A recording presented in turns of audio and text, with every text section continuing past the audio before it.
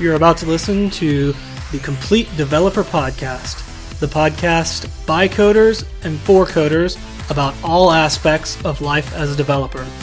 I'm Will, the curmudgeonly experienced developer. And I'm Beej, the optimistic newbie developer. Welcome to the Complete Developer Podcast. This is a self-published podcast by developers, not media people. We're geeks, enjoying the learning process. That said, it is a learning process. So this first episode may be maybe some interesting technical problems and all of that fun. But we hope you enjoy it. We've enjoyed making it for you. This right here is our episode 0. We call it our Hello World episode. We're cutting our teeth with this one, not only with hosting a podcast, but also with recording and mastering the audio. For this one, this particular episode, we use a question and answer format. Kind of helped us develop our recording process and gives you guys, the listeners, insight into our background and kind of what Will and I do and where we came to this process. Is episode 0 like patient 0? Yes. Oh, excellent. Will, why don't we get started with you? What was your first experience with computers? Well, I think it started probably when I was pretty small. My dad had some kind of really ancient system. I think it actually might have been a TRS-80. I know that we had to do a little bit of programming on it. There's some games and stuff on there. Don't really remember what it actually was. I do remember getting in trouble for putting pennies through the open slots on the side, like the ventilation slots. How old were you? Oh, probably 3, 4. So it might well have been a TRS-80 because, that would have been about the right time. Because I think they already had it at that point.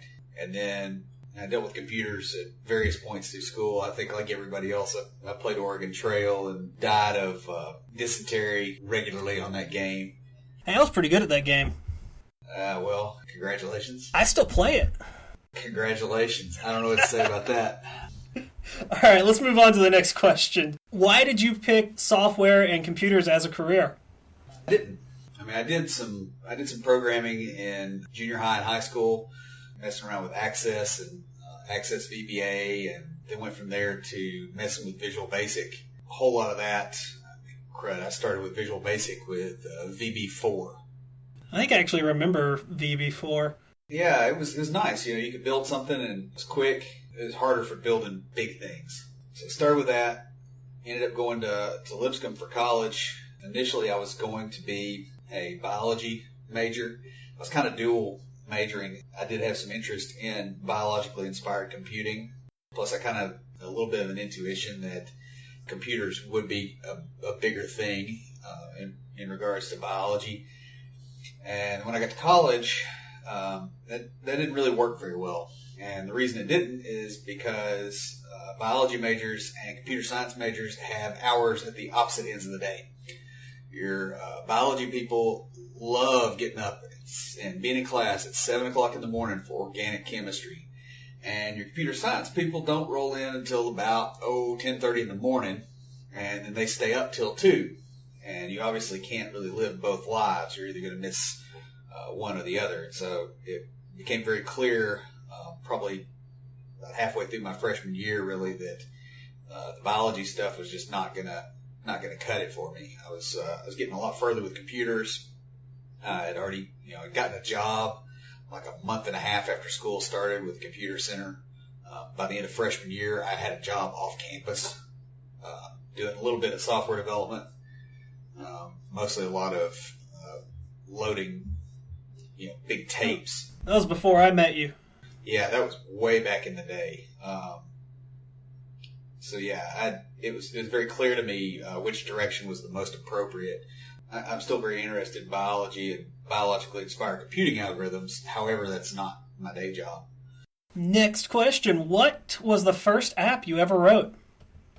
I did a lot of crap with logo and stuff way back there. I'm sure like everybody else, I wrote lots of batch files. I did little macros and things in Access VBA. Fairly early on, I remember writing a little app at my dad's office to allow him to click a button on his machine, and on my uncle's machine, it would take a screen cap and flip it upside down and pop up with an upside down message box that I had rigged. that said, Windows has detected that your video card was installed upside down. Please contact the manufacturer.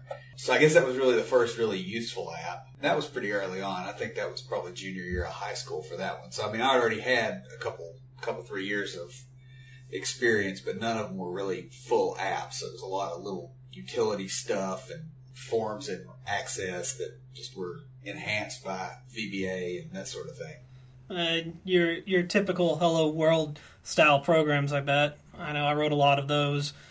Learning. Yeah, I did some of those kind of things. I mean, I think I probably made a little text editor or something. That was the rage with VB. It was just to show all the crap you could do with it. And that seemed like that was a canonical example. So I'm sure I did that. Actually, I know I did it. Because I could still visualize the VB5 book that I had. It showed me exactly how to do all that. Now that you're in development as a career, what do you hope to accomplish with it? I hope to eventually have my own app or apps or products, depending on how things work out. Be self-employed, fully, where I don't really answer to anybody other than customers. I kind of have that now. I am self-employed. I do contract web development. I still have to go into an office fairly frequently, but it's not that bad. I have a little bit more flexibility with my work arrangements. So that was my goal probably 5 years ago, was to get where I had that. I'm kind of working in the direction of building my own products, and I'm hoping to eventually get there because I really want to have an entrepreneurial streak that I need to nourish as well, in addition to my software development streak. Oh, well, speaking of streaking, what are some of your other hobbies outside of programming? Well, not streaking. That's an expensive hobby, what with the defense attorneys and all that. So I don't do that. I get into a number of things. Of course, like every good computer nerd, I play a fair number of computer games.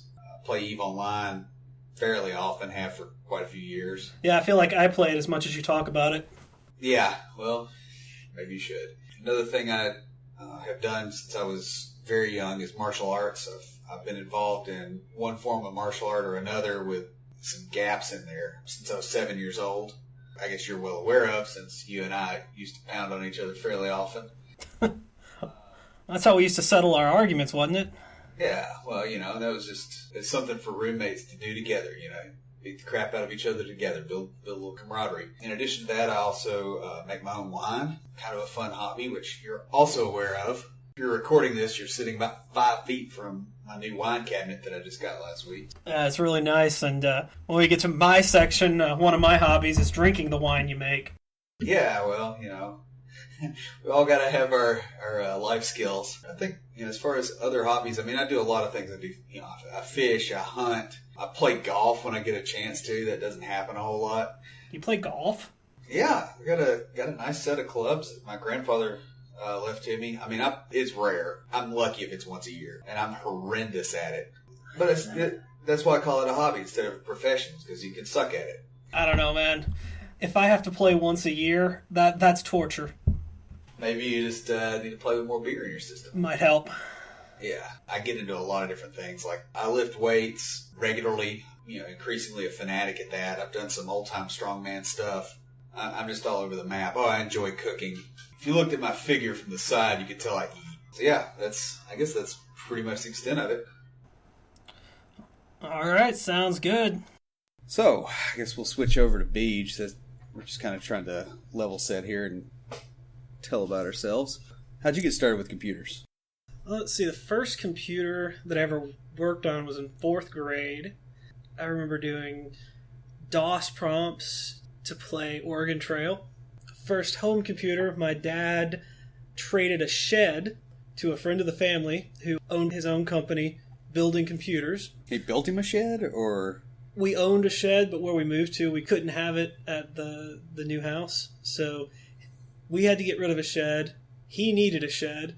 Dad wanted a computer. So I got my start in actual programming computers in high school. It took actually 3 years of programming in high school. We started off with... So you had actual classes? Yes. Wow, I didn't. Well, I really wouldn't call them classes. They were official classes. I started off with QBasic. First year. Second year was Turbo Pascal. And then my senior year of high school, they switched it up And so instead of QBasic and Turbo Pascal, they were teaching VB and C++. Having gone through all the other classes, the small group, 3 of us, that were wanting to take another programming language were given the option, and we picked C++. I don't know that our high school, I think they may have had some kind of programming class. I was actually on homebound, so I had a pretty good chunk of high school. I didn't really mention that in the interview questions, but I basically missed most of high school. I was remote. It's like a remote worker, so that's pretty neat. Well, of course, you were actually closer to a big city too, so yeah, a lot closer. Yeah. So why'd you decide that computers would be a career instead of a hobby? And this happened recently because you've been doing other things.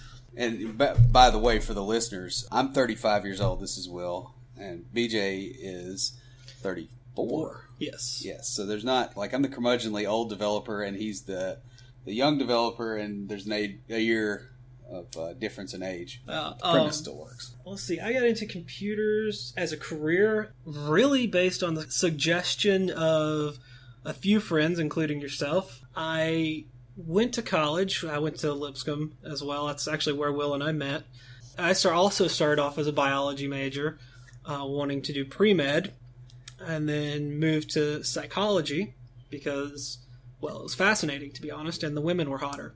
I mean, that's definitely not a reason to switch to computer science in most places, but anyways, graduated with a degree in psychology, went on to graduate school for a master's in psychology. While in grad school, working at a psychiatric hospital, I got to talking to some of the physicians. They told me that a few bad grades in chemistry weren't going to prevent me from med school, and I should give it a go, which is something I'd always wanted to do, so I did. Spent up until last year, last 3-4 years in med school. That was an interesting experience. I have an insatiable curiosity, and med school satiated it for the time being. Went through a pretty, I don't want to say rough divorce, but it was pretty rough. It was rough on me emotionally. Ended up taking some time off from school and decided I was a lot happier not being in med school. And I didn't want to be a doctor, knowing what they really do, instead of the idealized version I had in my head. You mean you can't prance around like House and be like hateful to people and just be okay? It doesn't work that way? Not really anymore, no. Bummer. That and gone are the days of physician-owned practices as well. Okay, sorry, didn't mean to derail. You went to med school to be an osteopath, and then you decided that didn't work out. I moved back here to Tennessee and got to talking to my friends because I needed to find a job. You were the one that pointed it out to me that I had really enjoyed programming when we first met and was actually not too bad at it. So I started looking into it, and the more I looked into it, the more I enjoyed. And that's where I'm at now. What was the first app you wrote? Well, see, this would be back in high school, I suppose. There was a QBasic game. It was basically a snakes game called Nibbles. Some friends of mine and I got the source code for that and rewrote it. So I guess I didn't really write that, but put a lot of work into it. We had a little fun with it. We made it so that the speed could go from 1 to 100 instead of 1 to 10. And then we would bet people that we couldn't play the regular game at speed 50 after hacking that game, and would always get money out of them. There's always a scam. Well, we had a little fun with it. We changed the colors, background color and the snake color to flesh tones, and with a name like Nibbles, you can assume what we renamed the game. I could think of several distinct possibilities that might be rather interesting. We were 14 at the time, so I can only imagine you as a 14-year-old. That's probably at least as bad as me being a 14-year-old. So, what do you hope to do with your career in software development? What's your end game? Being here in Nashville, which has a lot of hospitals and a lot of medical community, would like to get into medical programming. Kind of combining two areas of interest that I have. Medicine, it has its own language, kind of like programming does, and that's a language I already speak. And from talking to quite a few people, Not very many developers are interested in that area, so it's an open market for people that actually already know the medical terminology. Now, when you say medical programming, what do you mean? Do you mean data tracking and fighting with HIPAA, or do you mean building devices? What sort of thing are you shooting for there? Well, originally it was just data tracking and fighting with HIPAA, till I started getting into the whole IoT thing. In which case, now I'm starting to get interested in working on medical devices, just because it's a lot of fun. I'll get into that in our first IoT section. So, what other hobbies do you have? I got divorced about a year ago, so I suppose... So divorce is a hobby? No, dating is a hobby. Okay. You gotta let me finish the sentence, dude. No, I don't. I pretty much... Isn't divorce finishing the sentence? Free man, right? Yes. It's like cheating death. So, okay. So, back to circling back around. Other hobbies. I really enjoy riding my motorcycle. I like tinkering with things. I've got a Raspberry Pi, an Arduino, and a couple of different kits to mess around with those. I play Xbox a lot. Probably more than I should. More than I used to, at least. 4 years of med school, you kind of miss out on a lot of things, so I'm catching up on games that came out while I was in school. That and Minecraft is addicting. Never played it. I've heard enough about it, though. I don't think I really want to.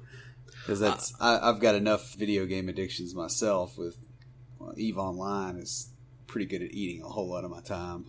I also like to fish, and the few times I've been hunting, I really enjoyed it and would like to do more.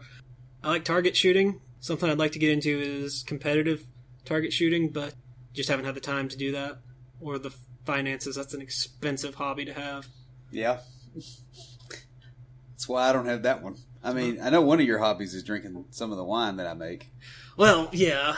I guess pretty much I wasn't going to count this as a hobby because I haven't gotten that deep enough into it to know if I like it. Drink professionally. There are people that do that. I suppose. Don't have the palate for it. That's the problem. I'm interested in beer making, brewing, and I've got the stuff to do it and have made one batch, but haven't done enough to call it a hobby yet. Well, and you do martial arts as well. You have. Oh, yeah, I did. You got me into that. Yeah. Haven't done that in years, though, so I didn't even think about it. Yeah, I know. It's been a while since we've beaten the crap out of each other in the backyard. We hope you've enjoyed listening to us ramble on and on about ourselves. Our true first episode will be about how to talk tech to non-developers. And that episode, by the way, is coming up concurrent with this one. We may not quite have everything down, but we're getting there, so please bear with us if there's any interesting audio problems, because Lord knows they're probably coming. Yeah, our production might suck, but our content is great, and you guys will enjoy it.